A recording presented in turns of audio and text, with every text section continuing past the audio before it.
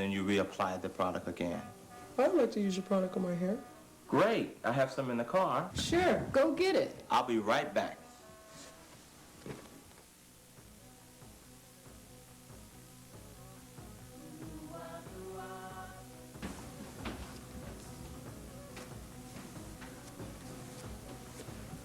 Willie. Bob Bell. Bob, how are you?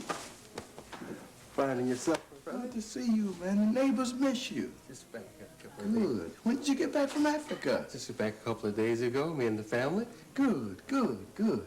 I read about the African movement here in America. Yes, it's going. And I brought you something.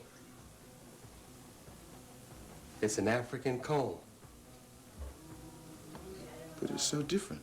Can you use it? Well, I got to learn, but...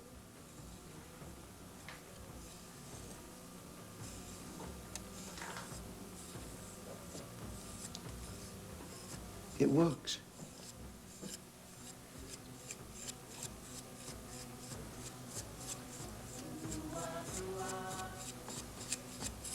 It works. Yes, I can use it. I can make this. I can make that. I know I can. Everybody needs one of these. Through the efforts of one man, Willie L. Morrow, the black man was reunited with the comb that could navigate his hair freely.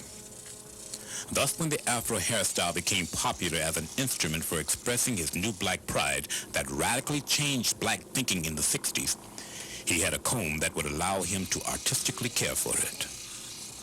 Willie Morrow began at once to commercially produce the African comb, and in a short time, its availability contributed much to the growing popularity of the Afro hairstyle. This reunion of the African American with the comb of his past represents the first time that black America gave recognition to an African tool for its needs, and they used it. In order to automate the making of the Afro comb, one had to glue together individual prongs in fashioning the teeth. It had taken 400 years for the comb of the African American to find him in his new home. It was indeed a joyous reunion. America, which viewed the Afro as an expression of black defiance for the American system, or perhaps the first spark of love for himself, which echoed in the words, "Black is beautiful," did not accept or allow the teaching of this hairstyle by barber schools. Unfortunately, the spark, which never turned into a flame signifying the acceptance of self and the love of self, perished. Students, for the next couple of days is going to be Students' Day. And today we're going to do Nancy's hair, and we're going to learn how to do lie relaxer. And tomorrow we're going to learn how to do press and curls with the straightening comb. When are we going to learn how to do the afro? We don't teach that here. Well, a lot of my friends wear it. I think it's something we need to learn. Well, it's not on the curriculum, and you're not going to be tested for it. That's one of the reasons why I'm here to learn. Well, I'm sorry, I don't make the rules here, and it's just something we don't offer here, and we don't even offer that service. Well, I want to learn too. Well, you're just going to have to learn it on your own.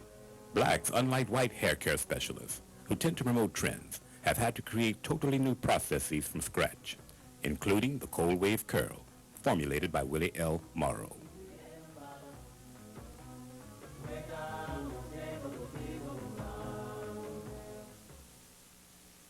But if you had done what I told you in the first place, his hair wouldn't be like that. Marriage offered a permanent solution for the elimination of bad hair. My grandmother's from Mississippi. She had a cabin like this. She married a light-skinned man. My mother married a light-skinned man, and they passed it on to me to marry a light-skinned man. But I was more hung up on hair. I wanted to marry a man with good hair, so my children will have good hair. Please. It's all right. Stop, please. Stop. As I was growing up, my mother would always tell me to always marry someone that was light-skinned and have good hair. This is the outcome.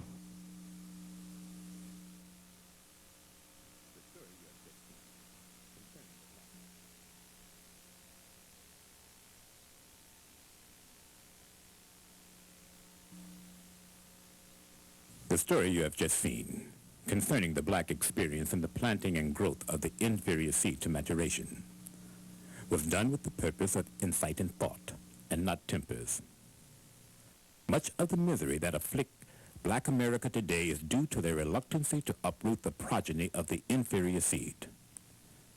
Black behavior testified to the fact that the black man in America still has a problem with self-acceptance.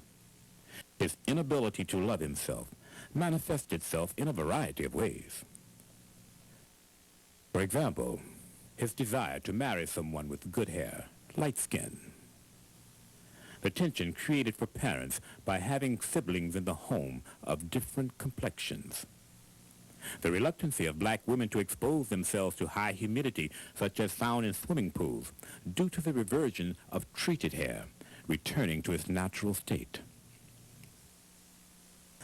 The African American, due to his experience, is the victim of a self-hate syndrome which has the power to keep him in distressing poverty and perpetual grief. Until he finally decides to come to grips with it, his future looks bleak as the inferior seed continues to produce an inferior consciousness. Child, your comb was left at home. I want to go home to that far away home.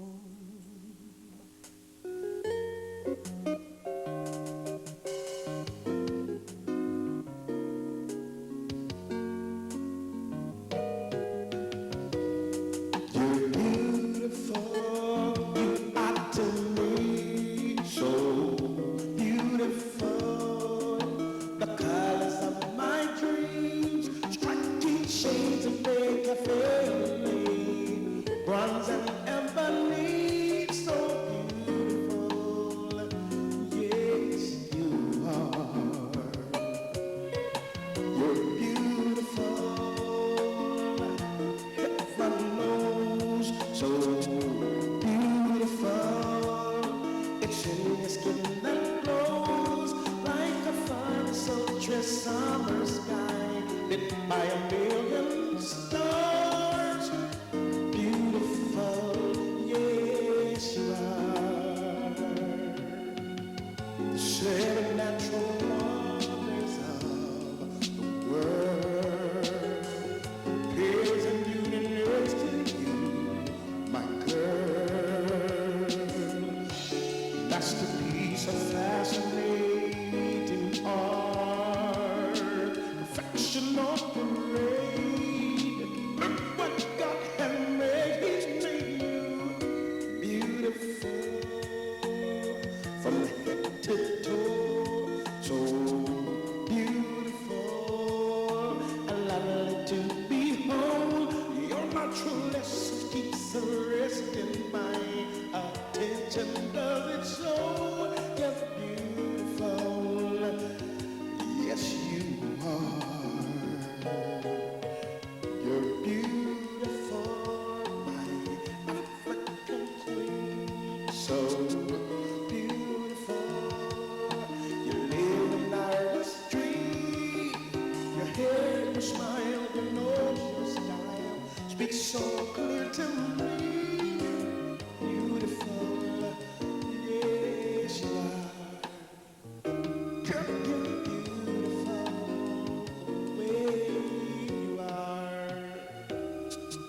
You're beautiful just the way you are.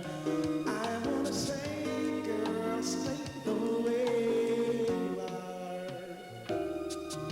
How beautiful you are to me. The tax filing deadline